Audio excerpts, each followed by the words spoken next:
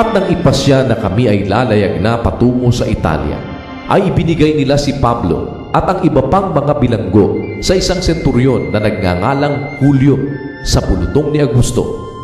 At sa paglula namin sa isang daong Adrameto na palayag sa mga dakong nasa baybayin ng Asya, ay nagsitulak kami. Nakasama namin si Aristarco na isang taga-Macedonia mula sa Tesalonica. At nang sumunod na araw ay nagsidaong kami sa Sidon at pinagpakitaan ni Julio ng magandang loob si Pablo at pinahintulutan siyang pumaroon sa kaniyang mga kaibigan at siya'y magpakaginhawa.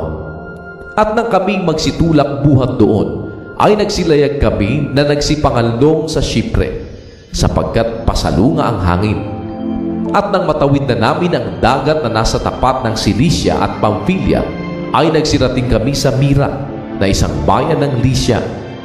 At nasumpungan doon ng senturyon ang isang daong Alejandria na lumalayag na patungo sa Italia, at inilulan niya kami roon. At nang makapaglayag na kaming marahan ng maraming mga araw, at may kahirapan kaming nakarating sa tapat ng Gnido, na hindi kami tinulutan ng hanging makasulong pa, ay nagsilayag kami na nagsipanganlong sa Creta sa tapat ng Salmon. At sa pamamaybay namin dito na may kahirapan, ay nagsidating kami sa isang dako na tinatawag na Mabubuting Daungan, na malapit doon ang bayan ng Lasea. At nang magugol na ang mahabang panahon at mapanganib na ang paglalayag, sapagkat nakalampas na ang pag-aayuno, ay pinamanhikan sila ni Pablo. At sa kanila'y sinabi, "Mga Ginoo, nakikita ko na ang paglalayag na ito ay makapipinsala at magiging malaking kapahamakan, hindi lamang sa lulan at sa daong, kundi naman sa ating mga buhay." Datapwat may higit pang paniwala ang senturyon sa piloto at sa may-ari ng daong kaysa mga bagay na sinalita ni Pablo. At sapagkat hindi bagay hintuan sa taginawang daungan, ay ipinayo ng karamihan na tumulak mula roon, at baka sakaling sa anumang paraan ay makarating sila sa Phoenix at doon huminto sa taginaw na yaoy daungan ng Creta na nasa dakong hilagang silanganan at timugang silanganan. At nang marahang humihihip ang hanging timugan na inaakalang maisasagawa nila ang kanilang nasa, itinaas nila ang sinipete at namaybay sa baybayin ng Creta. Datapwat hindi nalaon at humampas na galing doon ang maunos na hangin na tinatawag na Euroclydon. At nang ipadpad ang daong at hindi makasalungat sa hangin, ay nagpabaya na kami at kami ipinadpad. At sa pagtakbo ng daong na nanganganlong sa isang maliit na pulo na tinatawag na Clauda, ay may kahirapan naming maitaas ang bangka.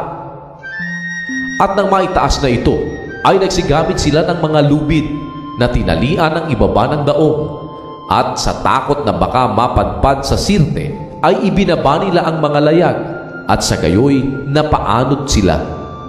At sapagkat lubhang nakikipaglaban kami sa bagyo, nang sumunod na araw ay nagsimula silang magtapon ng lulan sa dagat. At nang ikatlong araw ay kanilang ipinagtatapon ng kanilang sariling mga kamay ang mga kasangkapan ng daong. At nang hindi sumisikat sa amin ang araw ni ang mga bituin man ng maraming mga araw, at sumasa ibabaw namin ang isang hindi munting bagyo, ay nawala ang buong pag-asa na kami makaliligtas. At nang maluwat nang hindi sila nagsisikain, ay tumayo nga si Pablo sa gitna nila at sinabi, "Mga Ginoo, nangakinig sana kayo sa akin at hindi umalis sa Creta at nailagan ang kapinsalaang ito at kapahamakan. At ngayon ay ipinamamanhig ko sa inyo na inyong laksan ang inyong loob, sapagkat walang buhay na mapapahamak sa inyo, kundi ang daong lamang. Sapagkat ng gabing ito ay tumayo sa tabi ko ang anghel ng Diyos na may-ari sa akin, at siya ko namang pinaglilingkuran, na nagsabi, 'Huwag kang matakot, Pablo. Kailangang ikaw ay humarap kay Cesar, at narito, ipinagkaloob sa iyo ng Diyos ang lahat ng kasama mo sa paglalayag. Kaya nga, mga Ginoo, laksan ninyo ang inyong loob, sapagkat ako'y sumasampalataya sa Diyos na mangyayari ayon sa sinalita sa akin. Datapwat tayo'y kailangang mapapadpad sa isang pulo.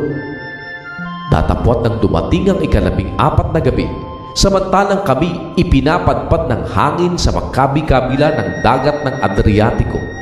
Nang maghahating gabi na, ay sinasapantahan ng mga mangdaragat na sila'y nangalalapit na sa isang lupain. At kanilang tinarok at nasumpungang may 20 dipa. At pagkasulong-sulong ng kaunti ay tinarok nilang muli at nasumpungang may 15 dipa.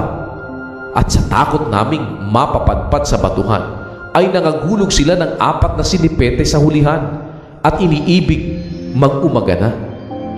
At sa pagpipilit ng mga mangdaragat na mangagtanan sa daong at nang maibaba na ang bangka sa dagat na ang dinadahilan ay mga guhulog sila ng mga sinipete sa unahan, ay sinabi ni Pablo sa senturyon at sa mga kawal, "Maliban na magsipanatili ang mga ito sa daong, kayo'y hindi mga kaliligtas." Nang magkagayoy, pinutol ng mga kawal ang mga lubid ng bangka at pinabayaang mahulog. At samantalang nag-uumaga, ay pinamanhik ni Pablo sa lahat na magsikain na sinasabi, "Ang araw na ito ang 14 na araw na kayo'y nangaghihintay at nangagpapatuloy sa hindi pagkain, na walang kinakaing anuman. Kaya nga ipinamamanhik ko sa inyo na kayo'y magsikain, sapagkat ito'y sa ikaliligtas ninyo, sapagkat hindi mawawala kahit isang buhok sa ulo ng sino man sa inyo." At nang masabi na niya ito at makadampot ng tinapay, ay nagpasalamat siya sa Diyos sa harapan ng lahat at kanyang pinagputol-putol at pinasimulang kumain.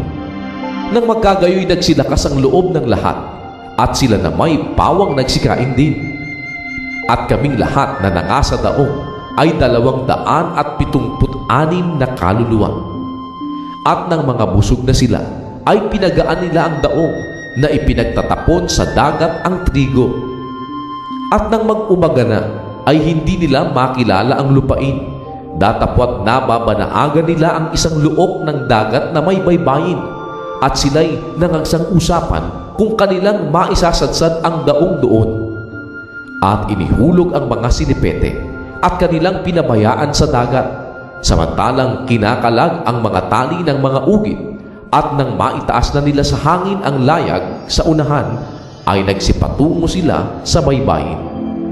Datapwat pagdating sa isang dako na pinagsasalubungan ng 2 dagat, ay kanilang isinadsad ang daong, at ang unahan ng daong ay napabunggo at tumigil na hindi kumikilos.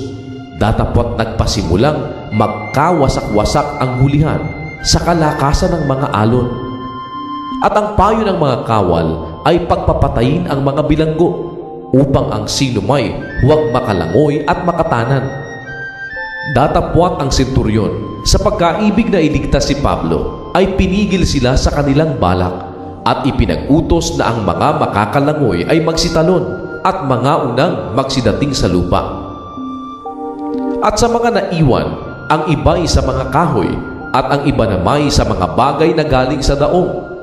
At sa ganito nangyari na ang lahat ay nangakatakas na ligtas hanggang sa lupa.